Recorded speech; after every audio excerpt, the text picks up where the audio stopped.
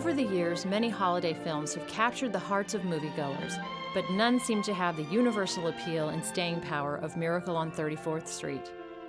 Remarkably, as it nears its 60th anniversary, the film has lost none of its irresistible charm. The magical story still continues to thrill and delight fans of all ages.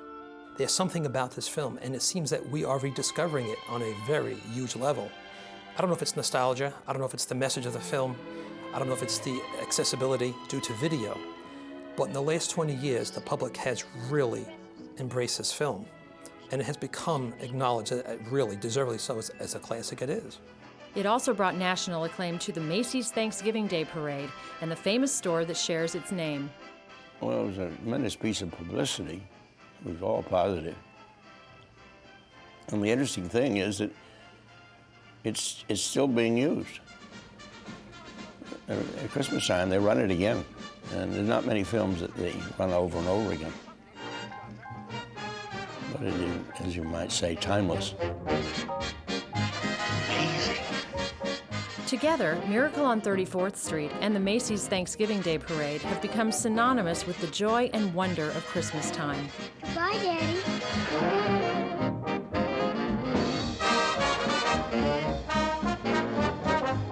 Miracle on 34th Street was adapted by director George Seaton from a sterling story by screenwriter Valentine Davies. The stellar cast includes Maureen O'Hara, John Payne, and a talented young newcomer named Natalie Wood. It spins the endearing tale of a sprightly department store Santa played by veteran actor Edmund Gwenn, who goes by the name Kris Kringle and insists that he is the real Santa Claus. That's because it's real, just like I'm really Santa Claus. Oh, go ahead, pull it. The portrayal of Edmund Gwenn in this film, it kind of blindsides you. You know, he claims he's a real Santa Claus. When you first meet him, people think he's just a kindly old man. But his character, his portrayal that, you know, there's got to be better things than commercialism, it kind of catches everybody off guard, and they slowly start to believe this guy might be really Santa Claus. So he's a character that basically you believe in. He's a real character. He might be really Santa Claus, the success of his portrayal in the film.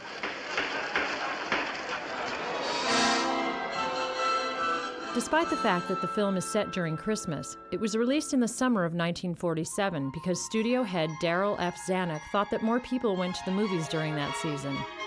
So the studio began scrambling to promote it while keeping the fact that it was a Christmas movie a secret. Darryl Zanuck at 20th Century Fox, he was kind of leery about the appeal of a film that shows Santa Claus going on trial, you know, being insane. He was kind of worried about that. And he came around to like the film more and more as it progressed. So it was still released off-season, and it became a sensation. The reviews were just phenomenal, rave reviews, and it caught the public's attention. But the elements that led to the success of Miracle on 34th Street started taking shape long before the rave reviews and the public acclaim. Preparation for the film began in mid-1946, as Fox made an unusual and important decision for that time. They would film much of the story on location in New York City. In 1945, Fox started location filming in New York for the first time, really, with a film called The House on 92nd Street. And afterwards, Miracle on 34th Street was filmed in New York. The success of that other movie being done in New York City, capturing the streets, the scenes, the people, the character of New York, it affected the success of that movie so well that they decided to film Miracle on 34th Street on location. But the main reason the studio had to film in New York was to capture the centerpiece of the movie, the Macy's Thanksgiving Day Parade. A perennial favorite since 1924, the parade had become a beloved tradition for New Yorkers and its many visitors during the holidays. Fox knew that in this case there could be no substitute for the real thing. This is the first time that the parade was actually captured, the spirit of the parade. The magic that goes on behind the scenes, making this thing happen, it really takes a lot of work. And this movie captures it. Looks like they're having a little trouble with the baseball player. He was a clown last year. They just changed the head and painted him different. My mother told me. Because of wartime shortages, the parade had been canceled for the duration of World War II. The balloons required a large amount of rubber and helium, and America's supply was needed for the war effort. So Macy said, we'll donate the balloons for the rubber drive. And again, they couldn't use the helium because of the war, because of the war. And another reason, too, when we had all our soldiers fighting overseas in this really, really massive, situation, it was kind of inappropriate for us to be here in America celebrating a parade. When the parade returned in 1945, the war-weary public greeted it with open arms. Everyone desperately wanted things to get back to normal, and the parade was the perfect antidote. The return of the parade in 1945 was celebrated with ads in newspapers, trumpeting 5 new balloons, 5 huge balloons. The first time the big Merry Macy's parade returns. It received tons of press, and it was meant to be a celebration. John Strauss, whose family owned Macy's at the time, started working at the store shortly after leaving the service in 1945. I started on the so-called training squad at Macy's, where you were moved around in different departments and learned the business. And got interested in the parade and worked on it for 22 years. The parade was quite a production. It started the day after the Thanksgiving, when there was a Monday morning review of what happened and what shouldn't have happened and what could be done to improve it.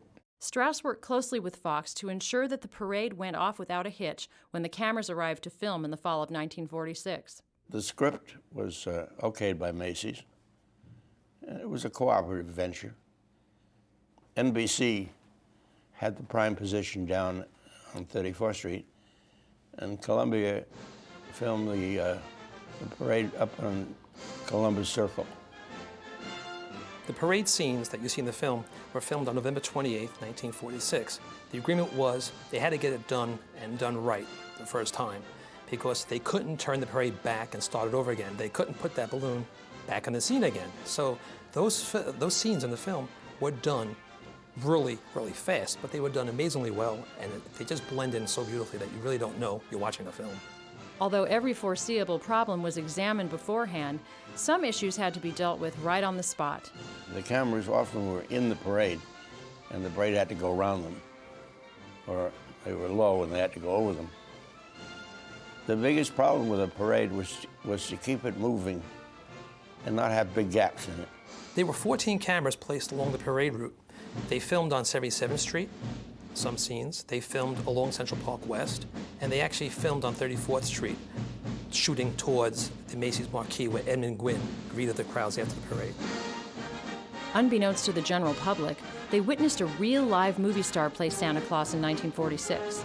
Edmund Gwynn actually rode on the Santa Claus float. He actually portrayed Santa Claus.